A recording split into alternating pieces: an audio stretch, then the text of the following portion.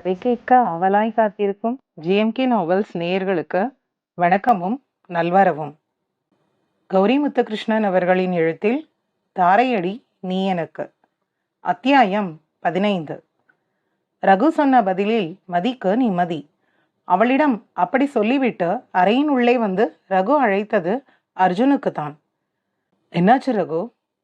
அர்ஜுன் கேட்க, சொல்லிட்டேன். அவ முகத்துல சந்தோஷம், எனக்கு தான் டென்ஷன். ரகு பதில் சொல்ல, எதுக்கு உனக்கு டென்ஷன்? சின்ன மீனை போட்டு தான் பெரிய மீனை பிடிக்க முடியும். நட்புங்கிற சின்ன மீனை போட்டு தான் பெரிய மீன் காதலை பிடிக்க முடியும். இனி கவலை டென்ஷன் எல்லாம் வேண்டாம். மதிக்கு தான் மதி இல்லை. நீ விலகி போனா உன் நெருக்கம் தேடி வருவாங்கன்னு தான் உன்னை விலகி போக சொன்னேன். அதெல்லாம் வேண்டாம், நான் உன் மடியில தான் நேராக உட்காருவேன்னு சொல்லி மதி சொன்னா நம்ம என்ன செய்ய முடியும்? நீ தள்ளி வச்சா கூட கொஞ்சம் தான் வெற்றி வாய்ப்பு. இப்போ 100% உன் காட்டில் தான் மழை. கேட்க நல்லா தான் இருக்கு, நடக்குமா? ரகு கிண்டலாக கேட்க, காதல் அதை ஷார்ட்கட் போட்டெல்லாம் கொண்டு வர முடியாது. அலைய வைக்கும் இது. தேடி சேர்த்த திரவியம்தான் நிலைக்கும். காதலை தேடி சேர்க்க இதான் வாய்ப்பு. அர்ஜுன் விளக்கம் கொடுத்தான். அது புரியுது. இப்ப நண்பன் வேஷம் போடணுமே. மதியை என்னால தோழியா தள்ளி வச்சு பார்க்க முடியாது. அட மக்கு ரகு, நீ மதிக்கு கணவனும் தோழனும். நீ அவ மனசுல இப்போ தோழனா இருந்தா போதும். நேரம் வரும் உனக்கு மதியை விட்டு பொண்ணு பார்க்க சொல்லு. உன்னை பத்தி எல்லாம் தெரிஞ்ச மதி உனக்கு எந்த பொண்ணை பார்த்தாலும் அவளை உனக்கு ஜோடி சேர்க்க மாட்டா. நீ அவளுக்கு நண்பன் எல்லாம் தோணாது. அவ சுவர் தானா உடையும். என் புருஷன்னு மனசு அடிச்சுக்கும். அவ கையில உள்ள உன்னை வேற ஒருத்திக்கு கொடுக்க மனசு வராது.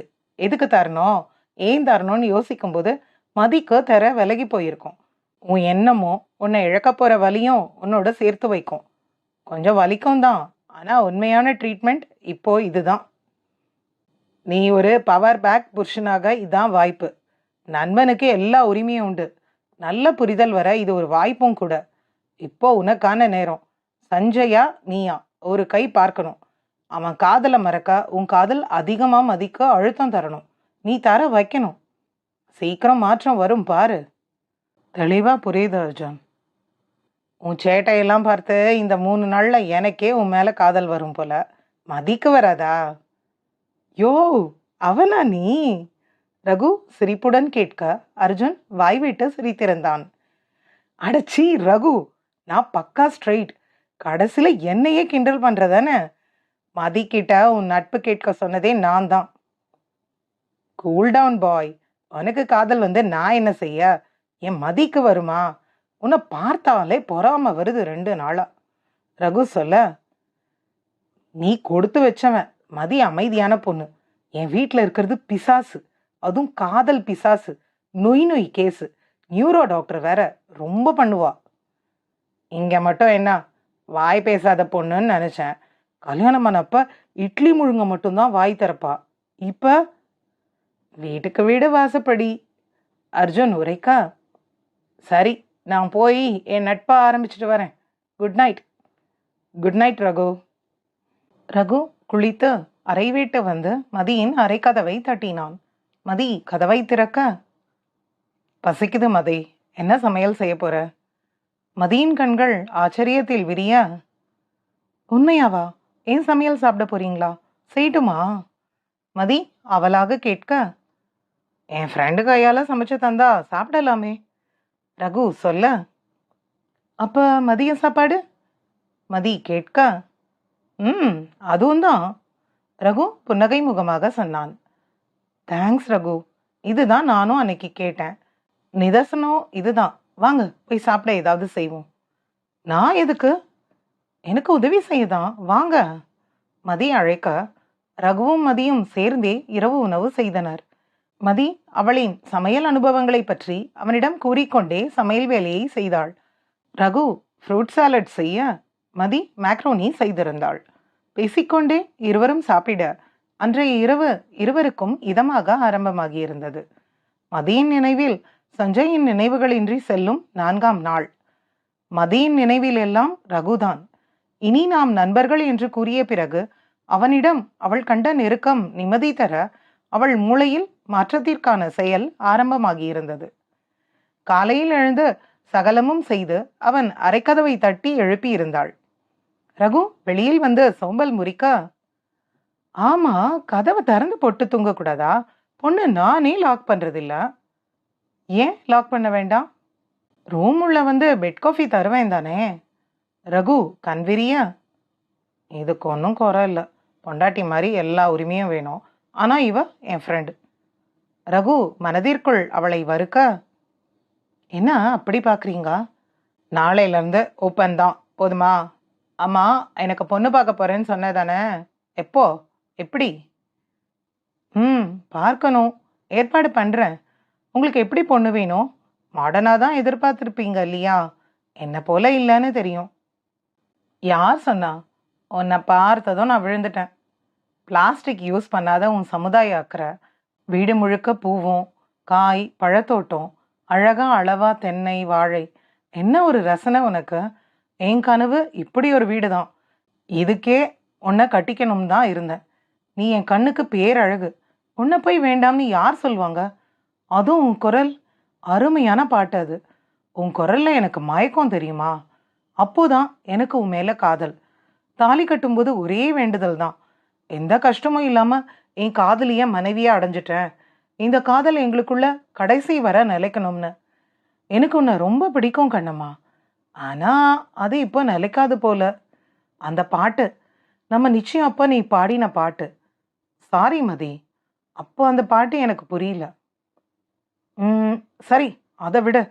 விவசாய ரத்தம்னா என் பொண்டாட்டி விவசாயம் மேல ஆர்வமா இருக்கணும். புடவை தான் எப்பவும் கட்டணும். எந்த வேலைக்கு போனாலும் போகட்டும். ராத்திரி என் கையை அணைப்புல இருக்கணும். வாரம் எல்லாம் நிலத்துல உழைச்சாலும் வார கடைசியில அவளுக்கு வீட்டுல உதவி செய்யணும். 2 பேரும் நிறைய காதல் பண்ணணும். சொந்தம் எல்லாரும் எப்பவும் ஒற்றுமையா இருக்கணும். இந்த எண்ணங்கள் பொருந்தி போற மாதிரி பொண்ணு பாரு. காஃபி ஆறிடும், குடிங்க. மதி சொல்ல, நான் எதுவும் தப்பா சொல்லியிருந்தா சாரி. ரகு உணர்ந்து மன்னிப்பு கேட்க, நான் தான் எல்லா தப்பும் செய்திருக்கேன் ரகு. உன் மனசுல எனக்கு இவ்வளோ காதல் வேண்டாம். அதுக்கு நான் தகுதியான பொண்ணு இல்லை. நீ ஏமாந்து போறத என்னால பார்க்க முடியல. என் மனசே எனக்கு எதிரி. நான் வேற என்ன செய்ய முடியும்? உன் காதல் அது புனிதம். நான் சஞ்சய மனசுல வச்சுக்கிட்டு உன்னோட பொய்யான ஒரு வாழ்க்கை வாழ்ந்தா அது உன் காதலுக்கும் அசிங்கம், என் பெண்மைக்கும் அசிங்கம். பேசி வேலை செய்ய நான் தயாரா இல்ல ரகு. என்னை மன்னிச்சிடு. ஏய் லூசு, என்ன பேசுற? நீ என்னோட வாழ வேண்டாம். நம்ம நண்பர்கள், அவ்வளோதான். எல்லாம் சரியாகும். உன் சஞ்சய் வந்தா நானே அனுப்பிடுறேன். இப்படியெல்லாம் பேசாத, என்னால் கேட்க முடியல. இனி எல்லாம் உன் இஷ்டம்தான். நீ பொண்ணு பாரு, உன்னை விட்டு நான் விலகி போறேன். என் குற்ற உணர்ச்சி கொஞ்சமாவது போகும் ரகு. நீ சந்தோஷமா இருந்தா எனக்கு அதுவே போதும். உங்க வீட்டில் எல்லார் காலையிலையும் நான் விழுந்து மன்னிப்பு கேட்குறேன். என் அப்பா என்னை கொன்று போட்டாலும் சந்தோஷம்தான். சரி, போய் இந்த காஃபியை சூடு பண்ணித்தா. ஆறி போயிடுச்சு. மதி சமையலறை செல்ல ரகு அவன் அறை சென்று விட்டான். தாரை 16. 1 மாதம் கடந்திருக்க அதன் பின் வந்த நாட்களில் எல்லாம் இருவரின் இடையிலும் நல்ல நட்பும் புரிதலும் வர இருவரும் அடித்து பேசும் அளவுக்கு நெருக்கமாகியிருந்தனர். ஒன்றாய் சமைத்து ஒன்றாய் வீடு சுத்தம் செய்து கடைக்கு சென்றால் அவளின் துணி பைகளை கையில் அள்ளிக்கொண்டு அலைந்து ஒன்றாய் உணவகம் சென்று இருவரின் விருப்ப உணவுகளை அறிந்து ரகுவின் காரில் முன்னிருக்கை அவளுக்கென்று பட்டா வாங்கி அவளை விட்டு அவனும் அவனை விட்டு அவளும் விலகாது நட்பு வளர்த்தனர். அர்ஜுன் சாரா இருவருமே நெருங்கிய நண்பர்களாகி இருந்தனர். வார இறுதிகளிலெல்லாம் நால்வரும் ஒன்றாக சுற்ற ஆரம்பித்திருந்தனர். அர்ஜுன் அவன் மனைவியுடன் இவர்களை தனியே விட்டு பறந்து விடுவான். மதி ரகுவின் நெருக்கத்தை விரும்பியிருந்தாள். அது அவளின் செயலில் நன்றாக தெரிந்தது. ரகு இன்றி மதியின் உலகம் இயங்காது என்று இருக்க ரகுவின் காதலோ நாளுக்கு நாள் பெருகி கொண்டிருந்தது. மதி இப்போது சஞ்சய் என்ற ஒருவனை அவளின் ஆழ்மனதில் எங்கோ புதைத்திருந்தாள். ரகுவின் அருகாமை தந்த உற்சாகம் அவளை எப்போதும் சிரிப்புடன் வைத்திருந்தது. ரகுவுக்கு மதியின் இந்த நெருக்கமே போதும் என்று கூட சில நேரம் தோன்றியது. காலை, ஏய் கிராமபோன், என்னடி பண்ற? இங்க வா. ரகு அழைக்க, என்ன அதிகாரம் தூள் பறக்குது? என்ன வேணும் இப்போ உனக்கு? மதி சமையல் அறையிலிருந்து கேட்டபடியே வந்தாள். என்னடி பண்ணி வச்சிருக்க? என் வெள்ளைச்சட்டை எங்க? உன்கிட்ட வெள்ளைச்சட்டை மட்டும்தான் இருக்கு வெள்ளைக்காக்கா. இதுல மொட்டையா சொன்னா எப்படி தெரியும்? க்ரீம் ஒயிட் ஷர்ட் காணோம், தேடி தாடி ப்ளீஸ். அதுவா? அது அது என்னாச்சு? அயன் பண்ணி நெஞ்சு வலி வந்துட போது, சொல்லிடு. மதி நக்கலாக சிரிக்க, என்னடி பண்ண? நேத்து உன் ஷர்ட் அயன் பண்ணி தரல, அதுக்கு பழி வாங்கிட்டியா? என் ஃபேவரட் ஷர்ட் மதி அது.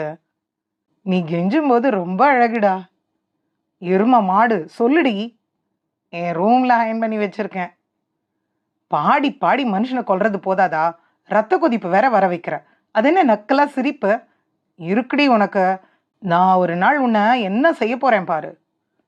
வெறும் வாய் தான், ஒன்றும் பண்ண மாட்டேன். எனக்கு தெரியுமே, உனக்கு என் மேல அவ்வளோ பாசம். யார் சொன்னாங்க? வந்தேன் பல்லு பறந்துரும். எப்படி ரெக்க வருமா பல்லுக்கு? மதி கிண்டலாக கேட்க, இதோ காட்டுறேன், இப்போ பாரு. ரகு அவளை அடிக்க நெருங்க மதி ஓட ஆரம்பித்திருந்தாள். ரகு அவள் பின்னே ஓடாது அமைதியாக அவளின் அறை சென்று அவனின் சட்டையை எடுத்துக்கொண்டு அவன் அறைக்கு வர மதி அவன் பின்னே வந்து நின்றாள். ரகு திரும்பி பார்க்க மதி சிரிக்க அடுத்த நொடி அவன் கைகளில் மாட்டிக்கொண்டாள். ஓடி ஓடி உன் பின்னாடி வந்து எனர்ஜி வேஸ்ட் பண்ண நான் என்ன லூஸா? வந்து மாட்டினியா?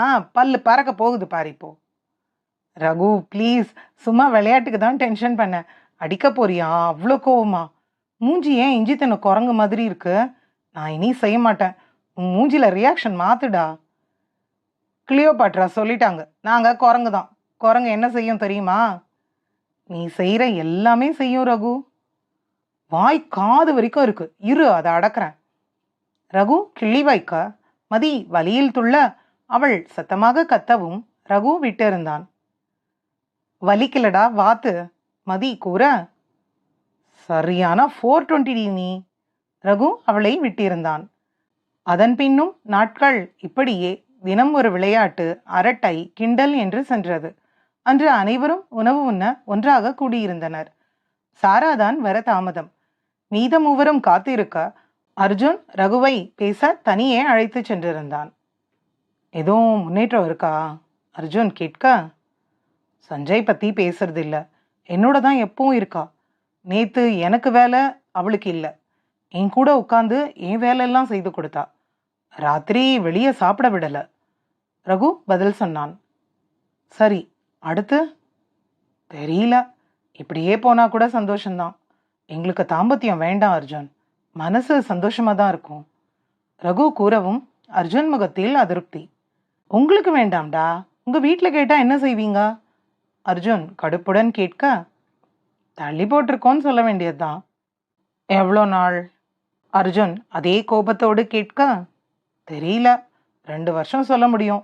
அப்படி பார்த்தாலும் 9 மாசம் ஓடி போயிடுச்சு. இன்னும் 15 மாசம்தான். அப்புறம் திருப்பி கேள்வி வரும். கண்டிப்பா வரும். நம்ம அமெரிக்கன் இல்லை, எங்களுக்கே 1 வருஷம்தான் நேரம். சாரா ப்ராக்டிஸ் முடிஞ்சதும் குழந்தை தான் அடுத்து. எப்போடான்னு கேள்வி வேற அடிக்கடி. சமாளிக்க முடியாது. நிறைய கனவு இருக்கே நம்ம பத்தி அவங்களுக்கும். அது அடிப்படை ஆசையும் கனவும் தானே. அர்ஜுன் கேட்க, ஆமா சரிதான். யதார்த்தம் தாண்டி எதையும் யோசிக்க முடியாது. நான் வீட்டில் சொல்ல போறேன். என் அப்பாக்கும் அவ அப்பாக்கும் என்ன ஆனாலும் நான் தான் பார்க்கணும். நீயும் வா அர்ஜுன். அப்பாவை சமாளிக்க மட்டும். என்னால் அவரை எதிர்த்து பேச முடியாதுடா. கண்டிப்பா வரோம். இதுவும் நல்ல முடிவு தான். ஏன் உன் பொண்டாட்டி இல்லாம வரமாட்டியோ? ரெட்டப்பிறவி மாதிரி ஒட்டிக்கிட்டே இருக்கணும். எனக்கு வயிறு எரியணும் இல்லையா? மதி என் கூட சேராதது கூட எனக்கு டார்ச்சர் இல்லை. நீங்க ஜோடியா என் கண் முன்னாடி கொஞ்சியே எனக்கு நெஞ்சு வலி வந்துடும் போல. ரகு சொல்ல, போறாமடா உனக்கு. காமால கண்ணுக்காரனுக்கு எல்லாமே மஞ்சள் மாதிரி உன் கூட சேர்ந்து எல்லாரும் தனியாவே அலையணும் இல்லையா?